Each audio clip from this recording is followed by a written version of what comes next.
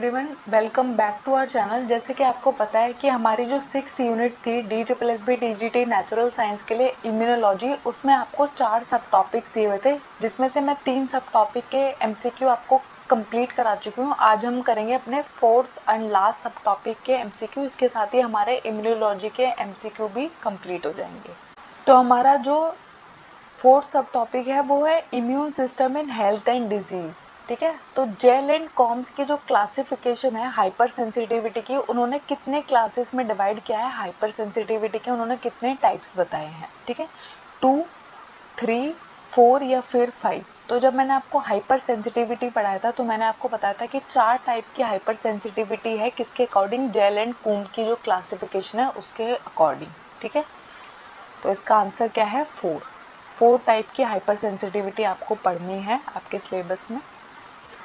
Next question है, an exaggerated immune response that result in a tissue damage, यानी कि अगर आपके इम्यून रिस्पॉन्स ने है ना अनडिजायरेबल इम्यून रिस्पॉन्स जनरेट किया है, बहुत ज़्यादा जनरेट कर दिया है, जिसकी वजह से आपका टिश्यू डैमेज हो सकता है, इसको आप क्या बुलाते हैं, ऑटो इम्यूनिटी बुलाते हैं, इम्यूनो डेफिशिएंसी बुलाते हैं, हाइपर सेंसिटिविटी बुलाते हैं, या फिर कैस्केड सिस्टम बुलाते हैं। अगर हमारे immune response excreted immune response generate कर रहे हैं तो इसको हम क्या बुलाते हैं, हाइपर सेंसिटिविटी बुलाते हैं। ठीक है,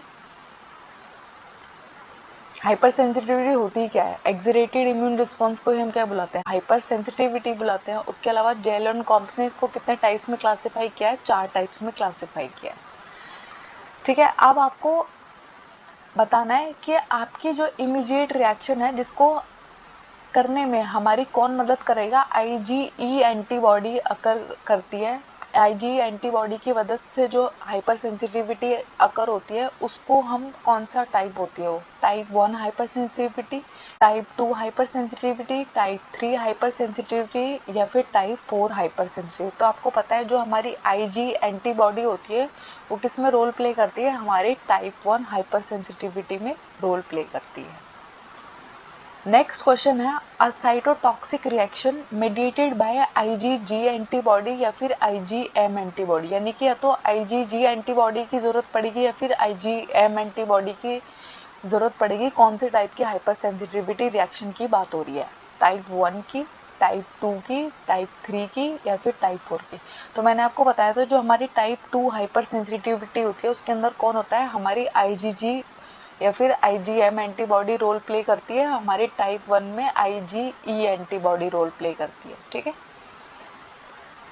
नेक्स्ट क्वेश्चन है, an immune complex mediated reaction involving IgG complement system and phagocytosis occur in which type of reaction. यहाँ पर आपकी जो एंटीबॉडी मेन रोल प्ले कर रही होगी वो IgG होगी, कॉम्प्लीमेंट सिस्टम भी इन्वॉल्व होगा और फैगोसाइटोसिस भी हो रहा होगा। कौन से टाइप की हाइपर सेंसिटिविटी में ऐसा हो रहा होगा, टाइप 1 हाइपर सेंसिटिविटी में, टाइप 2 में, टाइप 3 में या फिर टाइप 4 में। तो आपकी जो IgG एंटीबॉडी होती है वो आपकी टाइप 3 हाइपर सेंसिटिविटी रिएक्शंस के अंदर रोल प्ले कर रही होती है। टाइप 1 के अंदर IgE होती है और टाइप 2 के अंदर IgM होती है। ठीक है, उसके बाद है, विच type of hyper sensitivity is called delayed hyper sensitivity. हमारी एक ऐसी हाइपर सेंसिटिविटी है जिसको हम क्या बुलाते हैं, डिलेड हाइपर सेंसिटिविटी के नाम से भी बुलाते हैं। टाइप 1 हाइपर सेंसिटिविटी को, टाइप 2 हाइपर सेंसिटिविटी को, टाइप 3 को या फिर टाइप 4 को। तो आपको पता है हमारी जो डिलेड हाइपर सेंसिटिविटी है ये किसका दूसरा नाम है, हमारी टाइप 4 हाइपर सेंसिटिविटी का दूसरा नाम है delayed hypersensitivity. Next question है, which hypersensitivity is involve in blood transfusion. तो कभी ऐसा हुआ है जब आपके घर में किसी को ब्लड चढ़ाया गया या आपको ब्लड चढ़ाया गया, तो कभी कभी है ना, आप कभी भी देखना ब्लड को है ना बहुत ही धीरे चढ़ाया जाता है, और जब भी आप ब्लड चढ़ा रहे हो आप मोस्टली हमेशा मैच करके चढ़ाते हो। अगर आपका जो ब्लड ग्रुप है वो A है तो आपको A ब्लड ग्रुप का ही ब्लड चढ़ाया जाएगा। तो ऐसा क्यों किया जाता है, क्योंकि आपके अंदर hypersensitivity reaction take place कर सकती है अगर आपको गलत ब्लड चढ़ा दिया गया, गलत टाइप का ब्लड ग्रुप चढ़ा दिया गया। ठीक है। तो टाइप 1 हाइपर सेंसिटिविटी रिएक्शन होती है ब्लड ट्रांसफ्यूजन में, टाइप 2 होती है, टाइप 3 होती है या फिर टाइप 4 होती है। तो हमारे जितने भी ब्लड ट्रांसफ्यूजन रिएक्शन है उसमें अगर आपको कोई भी एलर्जिक रिएक्शन आ रहा है, इम्यून रिस्पॉन्स जनरेट हो रहा है गलत ब्लड चढ़ाने की वजह से, तो वो जो हाइपर सेंसिटिविटी इन्वॉल्व होती है उसको हम क्या बुलाते हैं, टाइप 2 हाइपर सेंसिटिविटी बुलाते हैं। ठीक है। नेक्स्ट क्वेश्चन है, in which hypersensitivity no antibody is involve. तो देखो कोई ना कोई एंटीबॉडी रोल प्ले कर रही थी हर टाइप की हाइपर सेंसिटिविटी, लेकिन एक टाइप ऐसा है जिसके अंदर कोई भी एंटीबॉडी इन्वॉल्व नहीं रहती है। वो कौन सा टाइप है? Type 1 hyper sensitivity, type 2 hyper sensitivity, type 3 hyper sensitivity या फिर टाइप 4 हाइपर सेंसिटिविटी। तो जो हमारी 4th type of hyper sensitivity है इसको हम डिलेड हाइपर सेंसिटिविटी भी बुलाते हैं। इसके अंदर कोई भी एंटीबॉडी रोल प्ले नहीं करती है। हमारी टाइप 1 में IgE एंटीबॉडी होती है ना, टाइप 2 में भी एंटीबॉडी होती है, टाइप 3 में भी एंटीबॉडी होती है, लेकिन टाइप 4 में कोई एंटीबॉडी इन्वॉल्व नहीं होती है। इसको हम डिलेड हाइपर सेंसिटिविटी भी कहते हैं। ठीक है। नेक्स्ट क्वेश्चन है, when the immune cells of our body start damaging our own body. ठीक है। अगर हमारी ही इम्यून सेल्स ने हमारी ही बॉडी के हेल्दी सेल्स को डैमेज करना शुरू कर दिया है, इसको हम क्या बुलाते हैं? एंटीबॉडी बुलाते हैं, ऑटो इम्यूनिटी बुलाते हैं, एंटीजेनिसिटी बुलाते हैं या फिर इम्यूनोजेनिसिटी बुलाते हैं। तो एंटीबॉडी तो हमारी बॉडी में जितने भी फॉरेन पार्टिकल्स हैं उनको एलिमिनेट करने का काम करती है। एंटीजेनिसिटी का मतलब होता है आपका जो एंटीजन है एंटीबॉडी से बाइंड कर सकता है, इस प्रॉपर्टी को हम एंटीजेनिसिटी बुलाते हैं। अगर कोई भी एंटीजन इम्यून रिस्पॉन्स जनरेट कर सकता है तो इस प्रॉपर्टी को हम इम्यूनोजेनिसिटी बुलाते हैं। ठीक है। तो हमारी जो ऑटो इम्यूनिटी होती है, ऑटो इम्यूनिटी का मतलब है खुद के ही सेल को डिस्ट्रक्ट करना स्टार्ट कर देना। आपकी ही बॉडी का इम्यून सिस्टम के जो सेल्स हैं वो आपके खुद के ही अच्छे सेल्स को डैमेज करना शुरू कर देते हैं, आपके टिश्यूज़ को डैमेज करना शुरू कर देते हैं। ठीक है। इसको हम क्या बुलाते हैं? ऑटो इम्यूनिटी बुलाते हैं। ऑटो इम्यून डिजीज़ के जो फैक्टर्स होते हैं वो क्या क्या हो सकते हैं? जेनेटिक हो सकते हैं, वायरल हो सकते हैं, हार्मोनल हो सकते हैं, साइको न्यूरो इम्यूनोलॉजिकल हो सकते हैं, यानी कि स्ट्रेस और न्यूरो केमिकल्स की बात हो रहे हैं, या फिर ऑल ऑफ दी अबव। तो ऑटो इम्यून डिजीज़ ऐसी डिजीज़ होती है जिसमें हमारी बॉडी है ना खुद का ही नुकसान करने लग जाती है, खुद के ही सेल्स को डैमेज करना शुरू कर देती है, जिसके फैक्टर्स है ना बहुत सारे हो सकते हैं। जेनेटिक फैक्टर भी हो सकता है, वायरल फैक्टर भी हो सकता है, हार्मोनल भी हो सकता है और साइको न्यूरो इम्यूनोलॉजिकल भी हो सकता है। तो all of these are the factors for autoimmune disease. Autoimmune disease का मतलब होता है जब आपकी बॉडी के जो इम्यून सेल्स है वो आपके ही हेल्दी सेल्स को डैमेज करने लग जाते हैं, तो उसको हम क्या बुलाते हैं? ऑटो इम्यून डिजीज़ बुलाते हैं। ठीक है। इसके जो फैक्टर्स हो सकते हैं वो जेनेटिक भी हो सकते हैं, वायरल भी हो सकते हैं, हार्मोनल भी हो सकते हैं और न्यूरो इम्यूनोलॉजिकल भी हो सकते हैं।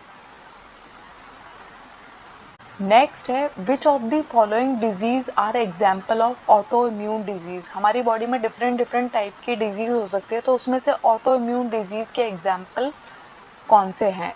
Rheumatoid arthritis, type 1 diabetes, grave disease या फिर ऑल ऑफ दीज। तो आपको जब मैंने डिफरेंट टाइप्स के ऑटो इम्यून डिजीज़ पढ़ाए हैं तो मैंने आपको ये सारे टाइप्स पढ़ाए हैं ऑटो इम्यून डिजीज़ के अंदर ही आते हैं। तो हमारा जो टाइप 1 डायबिटीज़ है वो भी ऑटो इम्यून डिजीज़ है, आपको जो रिमोइड आर्थराइटिस हो जाता है वो भी ऑटो इम्यून डिजीज़ है, ग्रेव डिजीज़ भी ऑटो इम्यून डिजीज़ है। तो ये all of the above are example of autoimmune disease.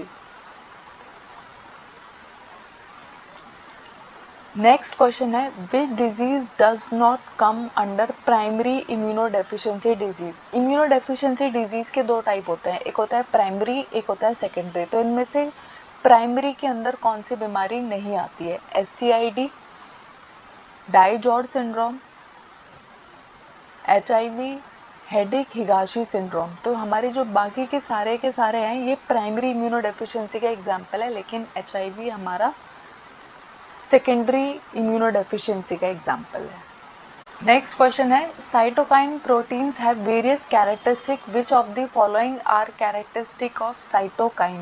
प्लियोट्रॉफी, synergy, antagonism या फिर रिडंडेंसी या फिर ऑल ऑफ द अबव। तो मैंने जब आपको साइटोकाइनिन प्रोटीन्स के बारे में पढ़ाया था तो मैंने आपको बताया था कि वो डिफरेंट टाइप्स की प्रॉपर्टीज़ को शो करते हैं। प्लियोट्रॉफी को वो शो करते हैं, सिनर्जी को वो शो करते हैं, एंटागोनिज्म को वो शो करते हैं, रिडंडेंसी भी वो शो करते हैं। तो ये जो सारे के सारी प्रॉपर्टीज हमें दी हुई है, ये सब साइटोकाइनिन के कैरेक्टरिस्टिक्स के अंदर ही आती है। तो all of the above. Next question है which of the following are types of cytokinin family. तो जब आपको साइटोकाइनिन फैमिली के डिफरेंट टाइप्स पढ़ाए गए हैं तो इनमें से कौन कौन साइटोकाइनिन फैमिली के अंदर आते हैं? Interleukins, tumour necrosis family, कीमोकाइन, interferon या फिर ऑल ऑफ द अबव। तो मैंने जब आपको साइटोकाइनिन के डिफरेंट टाइप्स की फैमिली पढ़ाई है तो मैंने ये सारे टाइप्स आपको पढ़ाए हैं। तो all of the above are comes under cytokinin family. Next question है which cytokine involve in antiviral defence. यानी कि अगर आपकी बॉडी में कोई भी वायरस है उसको एलिमिनेट करने में जो साइटोकाइन इन्वॉल्व रहता है उसको हम क्या बुलाते हैं? इंटरल्यूकिन्स बुलाते हैं, टीएनएफ बुलाते हैं, कीमोकाइन बुलाते हैं या फिर इंटरफेरॉन बुलाते हैं। तो मैंने आपको बताया था हमारी बॉडी जो है साइटोकाइनिन बैरियर जो है वो क्या रिलीज करता है? इंटरफेरॉन रिलीज करता है। अगर उसको दिखता है हमारी बॉडी में कोई भी वायरस एंटर कर गया और उसने सेल्स को इन्फेक्ट करना शुरू कर दिया तो हमारे एंटीवायरल डिफेंस में जो साइटोकाइन इन्वॉल्व होता है उसको हम बुलाते हैं इंटरफेरॉन। ठीक है।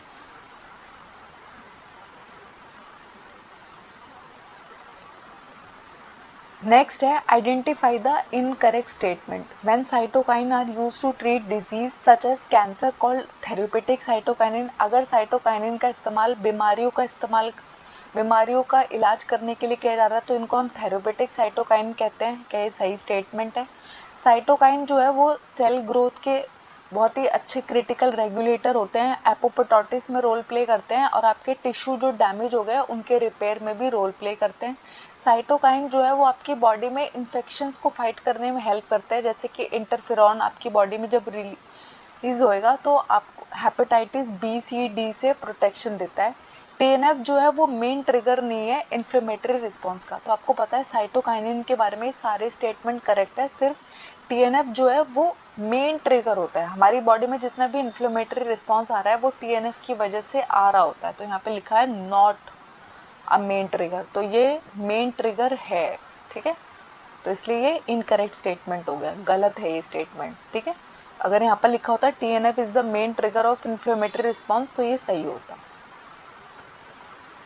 नेक्स्ट क्वेश्चन है identify the incorrect statement about complement system. तो कॉम्प्लीमेंट सिस्टम है वो किससे मिलके बना हुआ है? 30 सीरम सेल सरफेस प्रोटीन्स और ग्लाइकोप्रोटीन से मिलके बना हुआ है। क्या ये स्टेटमेंट करेक्ट है? फंक्शन ऑफ कॉम्प्लीमेंट क्या क्या है? वो आपकी सेल्स का लाइसिस कर सकता है, आपकी बॉडी में कोई भी वायरस एंटर कर गया उसको न्यूट्रलाइज करने का काम करता है, आपकी बॉडी में जितने भी इम्यून कॉम्प्लेक्सेस बने हुए हैं उनको क्लीन करने का काम करता है, इन्फ्लेमेटरी रिस्पॉन्स देते हैं। किसकी बात हो रही है? कॉम्प्लीमेंट सिस्टम की बात हो रही है।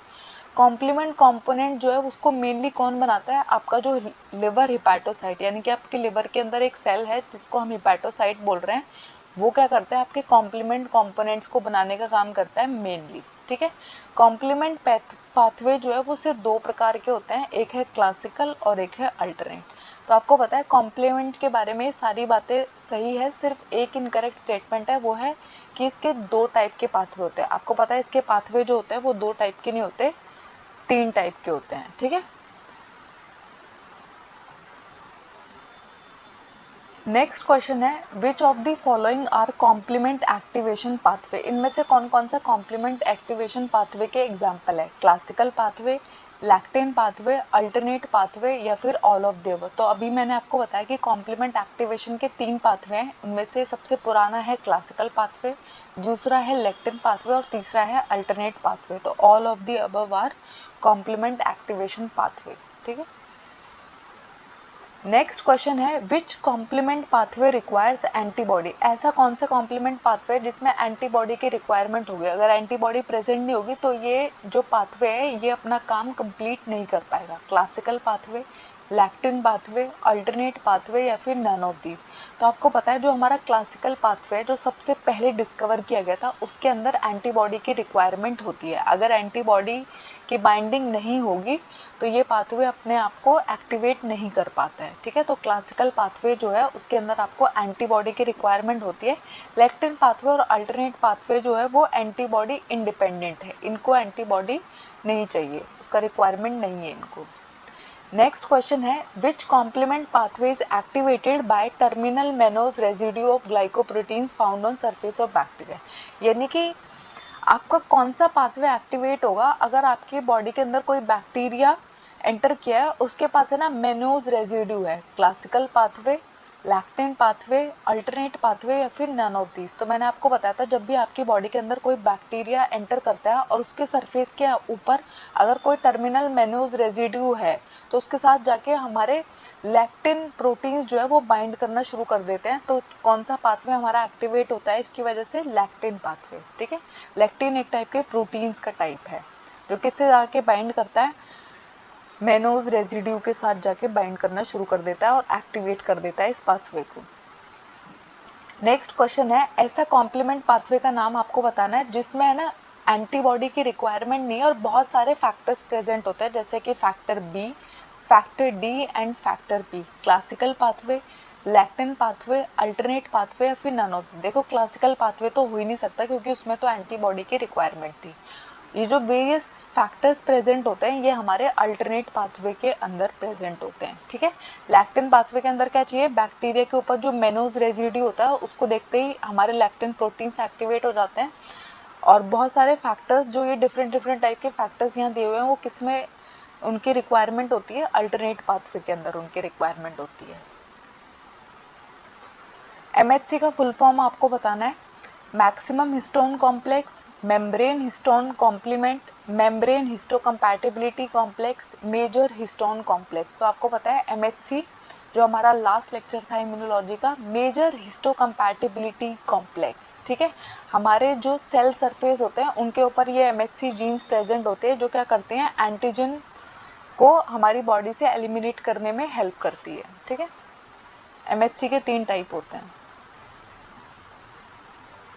एमएचसी जीन्स जो है वो ह्यूमंस के अंदर कौन से क्रोमोसोम के ऊपर लोकेटेड है? क्रोमोसोम नंबर 22 के ऊपर, क्रोमोसोम नंबर 21 के ऊपर, क्रोमोसोम 6 के ऊपर या फिर क्रोमोसोम 17 के ऊपर। तो जब मैंने आपको एमएचसी पढ़ाया था तो मैंने आपको बताया था कि जो हमारे ह्यूमंस के अंदर क्रोमोसोम जीन्स, जिस क्रोमोसोम पे हमारी एमएचसी जीन लोकेटेड होती है वो है हमारा क्रोमोसोम नंबर 6 और माउस के अंदर होती है क्रोमोसोम नंबर 17 के ऊपर। ठीक है, तो ये बात में आप कंफ्यूज मत हो जाएगा, कभी आप क्रोमोसोम नंबर 17 लगा दो। आपको देखना है कि ह्यूमंस में पूछा है कि माउस में पूछा है।